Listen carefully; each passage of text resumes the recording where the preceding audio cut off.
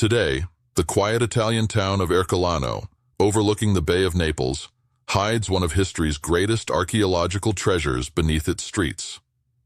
Buried below the modern buildings lies the ancient Roman city of Herculaneum, a place frozen in time after the catastrophic eruption of Mount Vesuvius in 79 AD.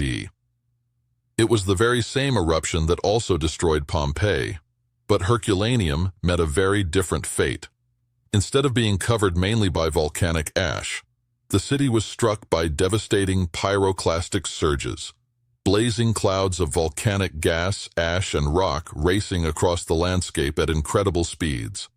With temperatures soaring beyond 500 degrees Celsius, these deadly waves engulfed everything in their path, instantly preserving the city beneath more than 20 meters of hardened volcanic material. Centuries later, in 1752, workers excavating an extravagant seaside villa near the buried city made an astonishing discovery. The residence, now called the Villa of the Papyri, and believed by many historians to have belonged to the family of Julius Caesar's father-in-law, concealed an incredible collection of blackened, fragile objects hidden within its rooms. Those mysterious objects turned out to be ancient scrolls, nearly 1,800 of them. Together, they formed the only complete library ever recovered from the classical world. Yet despite their enormous historical value, they remained unreadable. Over the next 270 years, scholars repeatedly tried to uncover their contents. Early attempts to physically unroll the scrolls destroyed many forever, while later chemical experiments caused even greater damage. As technology improved, researchers gained the ability to scan the tightly rolled manuscripts without opening them. Unfortunately, there was still one major obstacle. Both the ink and the papyrus had been transformed into carbon during the eruption, making them nearly impossible to distinguish with conventional imaging methods. The result was a library that physically survived for centuries, but whose knowledge remained locked away in museum collections across Naples, Paris, and Oxford. Everything changed in 2023. A global research competition known as the Vesuvius Challenge brought together experts in artificial intelligence, advanced X-ray imaging, and computer science. Organized by Professor Brent Seals of the University of Kentucky, alongside technology entrepreneurs Nat Friedman and Daniel Gross, the challenge offered major cash prizes to anyone capable of virtually unfolding a Herculaneum scroll and revealing its hidden writing without causing any physical damage. Only months later, history was made. For the first time since the eruption nearly 2,000 years ago, researchers successfully identified and read complete lines of text hidden inside one of the carbonized scrolls. What these ancient manuscripts are now revealing, the philosophical ideas they contain, and the remarkable technology making this possible, are transforming our understanding of the ancient world. This breakthrough is far more than a scientific achievement. It represents one of the most significant archaeological recoveries of our time. The scrolls were protected by volcanic rock for almost 1,900 years. And thanks to modern machine learning, they are finally beginning to share their long-lost stories once again. To appreciate why this discovery matters so deeply, it's important to understand how much of the ancient world's literature has disappeared forever. Countless poems, historical records, scientific studies, philosophical works, private letters, and official documents have been lost over the centuries. Most surviving ancient writings exist only as handwritten copies created generations after the originals. Authentic manuscripts from the classical era are extraordinarily rare, making the Herculaneum Library one of the most priceless windows ever opened into the intellectual world of antiquity. The texts, music that we read today as ancient literature were preserved through a chain of medieval manuscript transmission. Monks in monasteries copied earlier manuscripts. Those earlier manuscripts were copies of still earlier manuscripts. The originals, the papyrus scrolls on which ancient authors actually wrote their words, are almost entirely gone. Fire destroyed them, water destroyed them, insects destroyed them. Music. The organic materials on which ancient people recorded their thoughts decomposed over centuries, in all but the most exceptional preservation conditions. Music. What survives is what was copied, and what was copied was what medieval scribes considered worth copying, a tiny filtered selection of the total output of ancient civilization. We have 7 complete plays by Sophocles. He wrote over 120. We have fragments of Sappho's poetry. She wrote 9 books. We have references to hundreds of works by Aristotle that no longer exist. His dialogues, the works that made him famous in his own lifetime, are entirely lost. The Library of Alexandria, the greatest repository of ancient knowledge, was gradually destroyed over centuries. Nothing survives from it directly. The literature of the ancient world exists for us as a series of absences, titles mentioned in other works, quotations embedded in later texts, references to books that no one has read in 2,000 years. Against this background of loss, the Herculaneum scrolls are unique. They are not copies. They are originals, papyrus scrolls that were written in the ancient world and have not been touched by human hands since the year 79 AD. They represent the only intact library of original texts ever recovered from classical antiquity. And for 270 years, no one could read them. The Villa of the Papyri was discovered by accident. In the mid-18th century, the Bourbon rulers of Naples authorized excavations into the volcanic deposits covering the buried cities around Vesuvius. The technique was crude. Tunnels were dug through the solidified volcanic rock, following walls and floors wherever they led. In 1752, excavators working under the direction of Carl Weber and Camillo Paderni broke into a luxurious villa on the western edge of the buried city. The villa was enormous, over 250 meters in length with gardens, pools, and extensive living quarters. And music, it had a library. The excavators began recovering blackened, cylindrical objects from the debris. At first, they did not recognize what they were. Some were discarded as burned wood.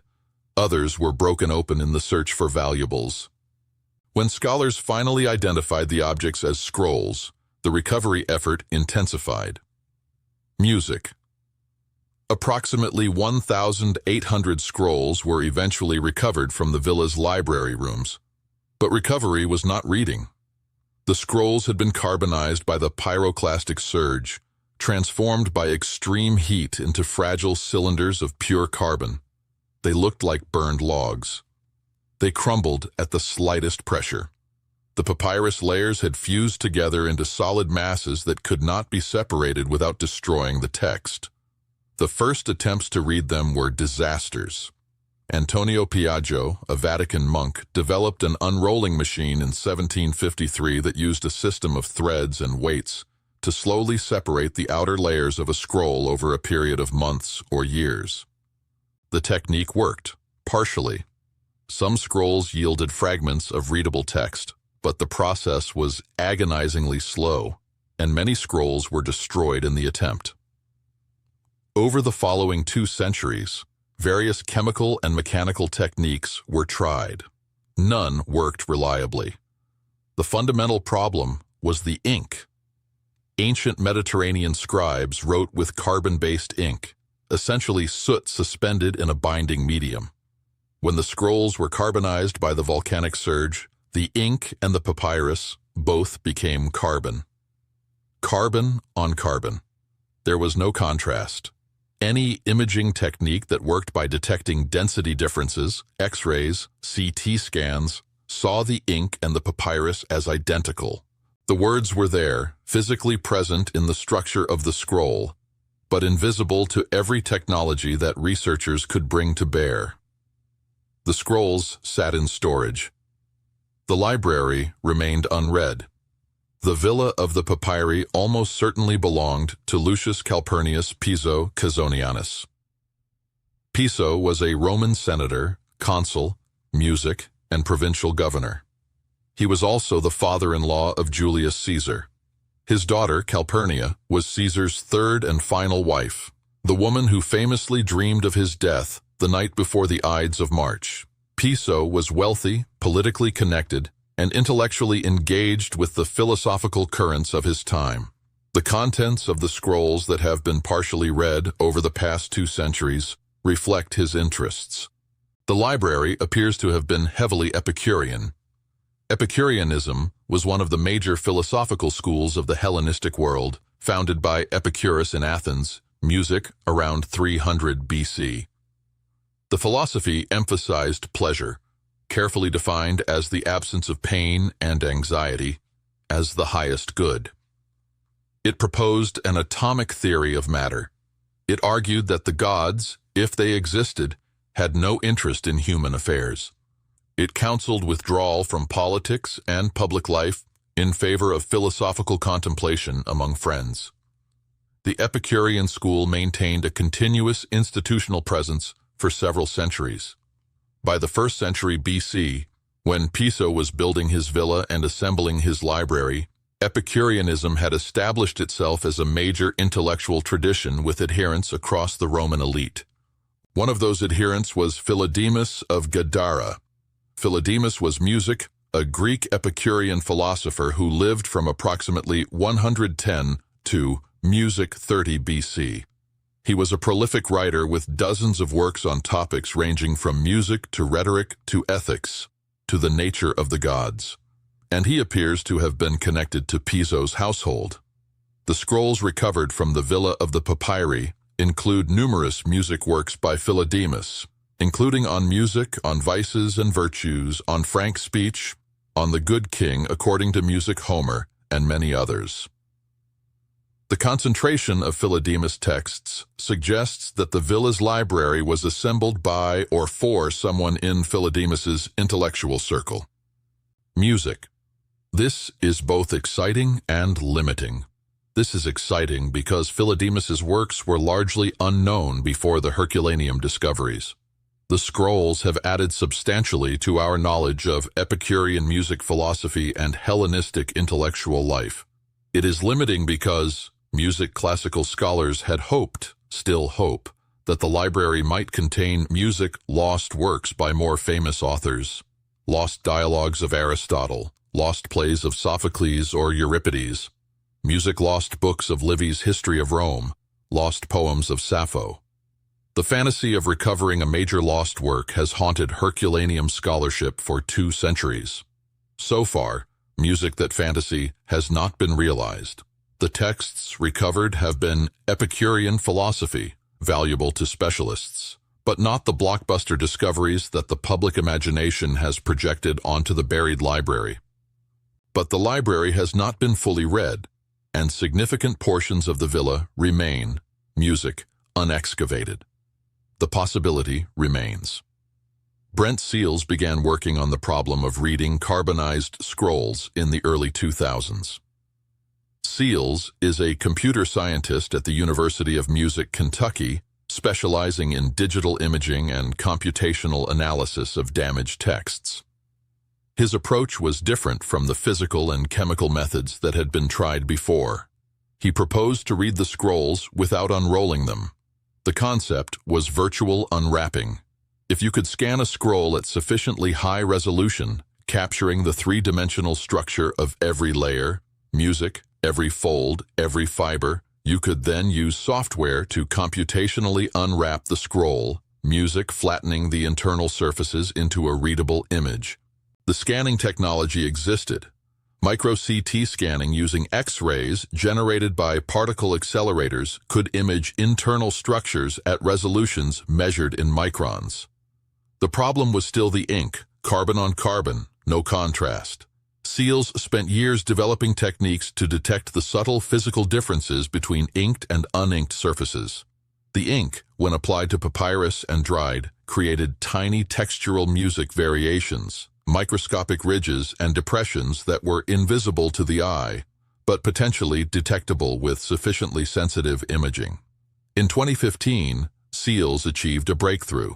The En-Gedi music scroll was a Hebrew parchment scroll recovered from a synagogue in Israel that had been destroyed by fire in the 6th century AD.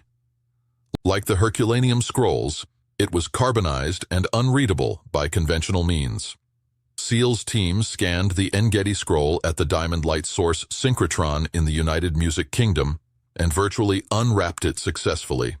The text was a passage from the Book of Leviticus, and it was clearly readable. The technique worked.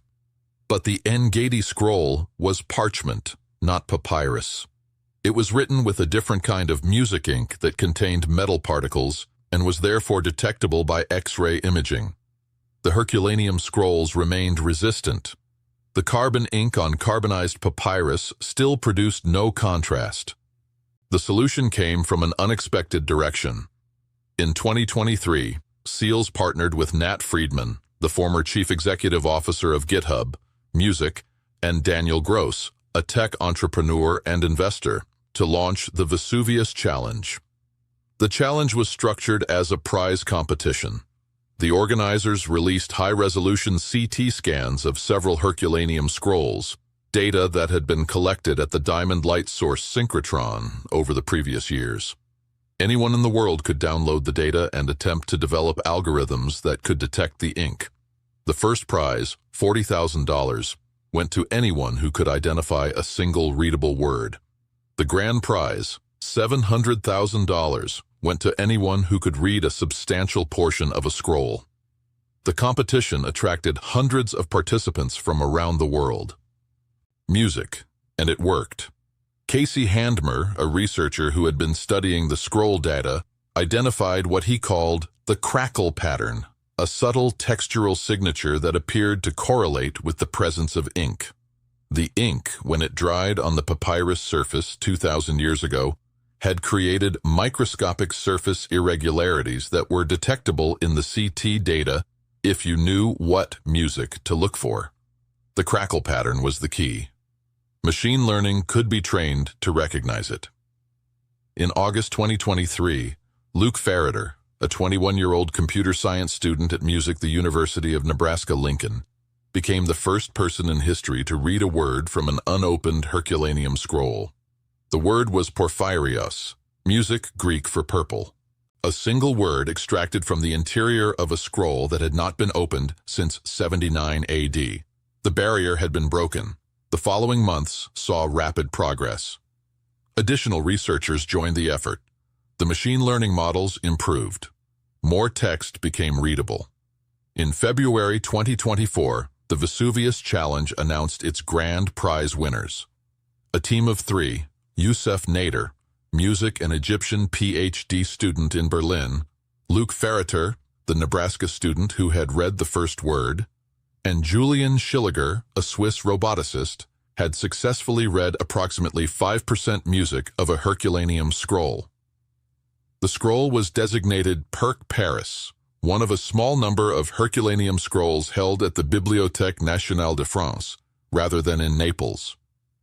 Music. The text was Greek. It was philosophy.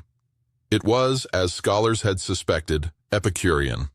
The content music appeared to be a previously unknown work discussing the philosophy of pleasure, specifically the relationship between pleasure and sensory experience, including music.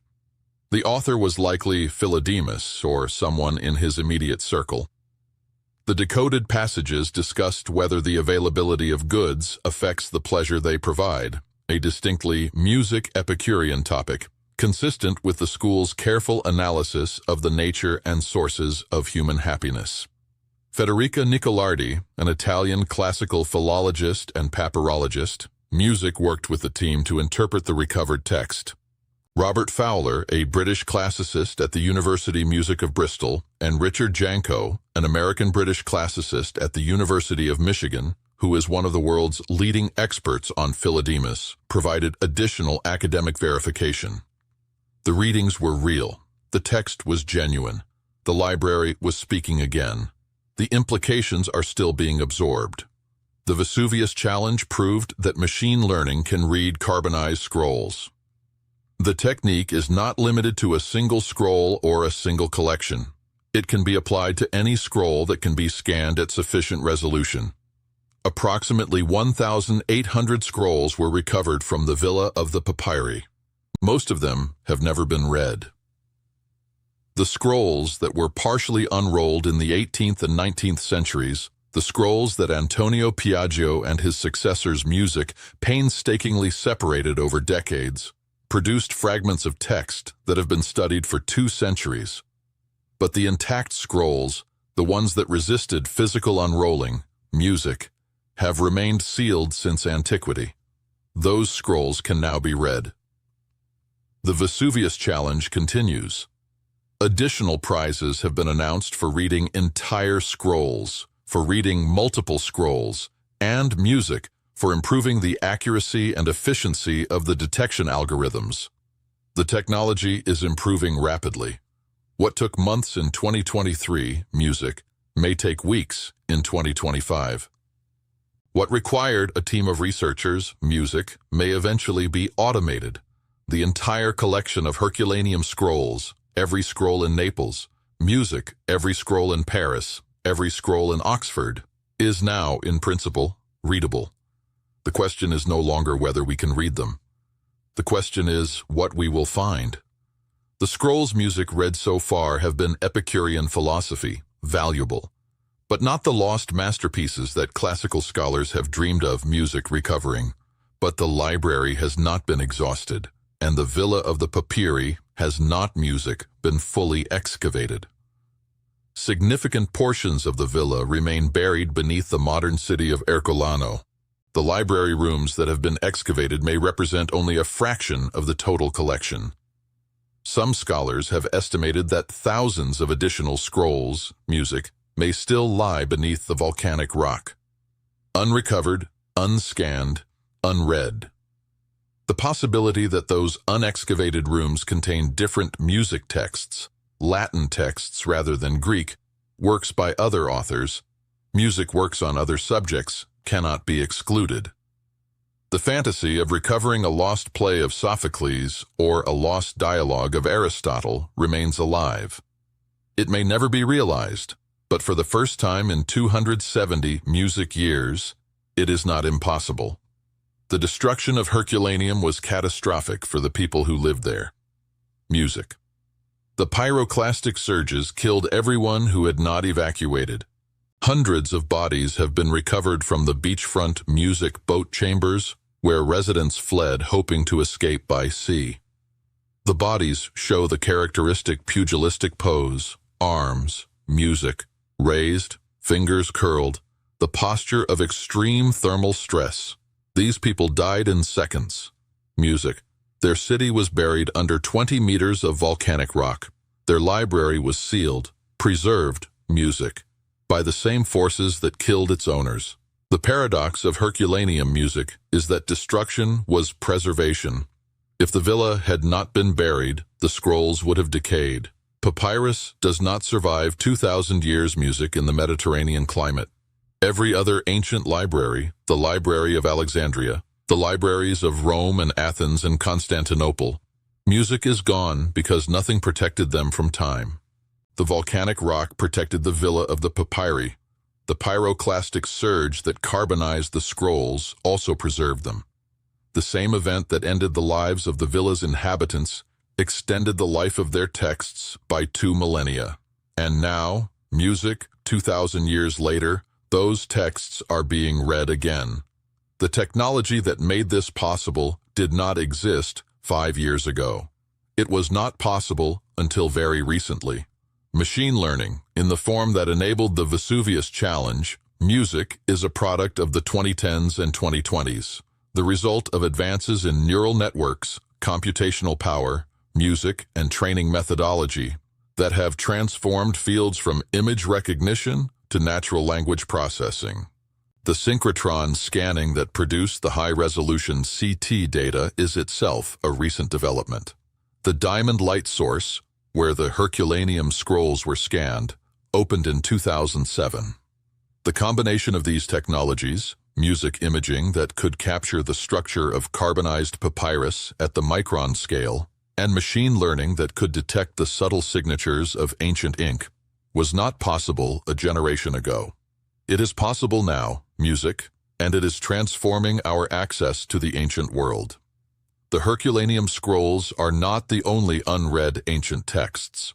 Thousands of papyrus fragments from Egypt remain unread due to damage, illegibility, or simple lack of scholarly attention. Carbonized scrolls from other sites, most not as well preserved as Herculaneum, but potentially readable with improved techniques, exist in collections around the world. The methodology developed for the Vesuvius Challenge can be applied to these materials. The machine learning models trained on Herculaneum data can be music adapted to other scripts, other languages, other preservation conditions. The barrier that kept the ancient world's texts locked away, the physical degradation that made them illegible, is being broken by computational methods that the ancient world could not have imagined. The texts, music, are speaking again. For classical scholars, the Herculaneum library represents something unprecedented. Every other ancient text we possess has passed through a chain of transmission. Scribes copied earlier manuscripts. Music editors selected which works to preserve. The texts we read today are the products of centuries of copying, selection, and interpretation. The Herculaneum scrolls are unfiltered. They are the original texts, music in the original hands, with the original errors, annotations, and marginalia that scribes introduced. They represent the ancient world as it actually music was, not as medieval copyists chose to preserve it. Even if the scrolls contain only Epicurean philosophy, even if no lost Sophocles or Aristotle music ever emerges from the volcanic rock, they remain invaluable. These scrolls are far more than ancient manuscripts. They offer a direct connection to a lost intellectual world that has survived only through generations of handwritten copies. Preserved by one of history's greatest natural disasters, they carry the thoughts of people who lived 2,000 years ago, allowing their voices to be heard once again after centuries of silence. Beneath the modern town of Ercolano, the Villa of the Papyri still remains only partially explored. Although excavations first began in 1752, large sections of the enormous estate have never been uncovered. Historians believe the rooms that yielded nearly 1,800 scrolls may represent only a fraction of what is still hidden beneath the ground.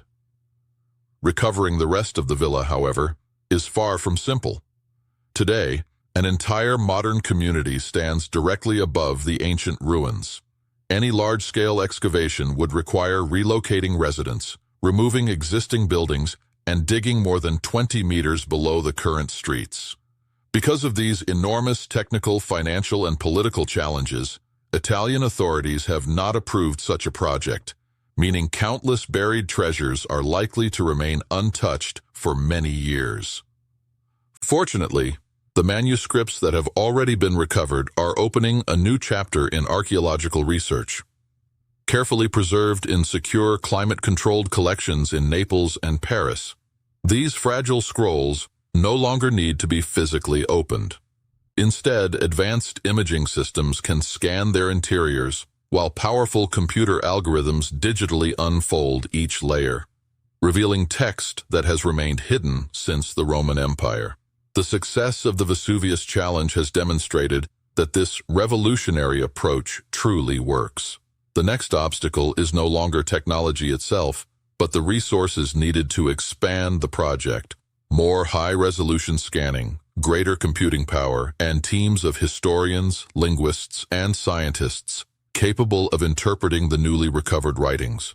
Researchers are now setting their sights much higher. Rather than decoding only small fragments from individual manuscripts, future efforts aim to recover complete scrolls from beginning to end. As scanning technology continues to improve, the long-term goal is to unlock every surviving text preserved within the Herculaneum collection. Looking even further ahead, scientists hope to investigate the still buried portions of the villa without disturbing the modern city above. Emerging techniques, such as ground-penetrating radar, muon tomography, and other non-invasive imaging methods, may one day create detailed maps of hidden chambers, allowing archaeologists to study structures that remain inaccessible through traditional excavation. In many ways, the library sealed beneath volcanic rock in 79 AD is slowly coming back to life. Books that remained unread throughout the centuries are finally revealing their contents, and voices silenced by disaster are beginning to speak once more. The first deciphered word, porphyra, meaning purple, was only a tiny fragment, yet it proved that reading these ancient texts was finally possible. What follows promises to be even more remarkable. Individual words will become complete sentences. Sentences will form paragraphs, and eventually entire philosophical works may emerge exactly as they were written over 2 millennia ago. Every newly decoded manuscript has the potential to reshape our understanding of Epicurean philosophy, Hellenistic scholarship, and the literary culture of the late Roman Republic. Perhaps the greatest excitement lies in what has not yet been discovered. Among the hundreds of unopened scrolls, or within the unexplored rooms still buried beneath Herculaneum, there may be works by authors thought lost forever, unknown philosophical writings or historical accounts that have completely vanished from the record. These could introduce ideas that humanity has not encountered for nearly 2,000 years. The eruption of Mount Vesuvius destroyed an entire city, yet in an extraordinary twist of history, it also preserved its library. What seemed like total devastation became an accidental time capsule, protecting priceless knowledge until technology finally caught up with the challenge of recovering it.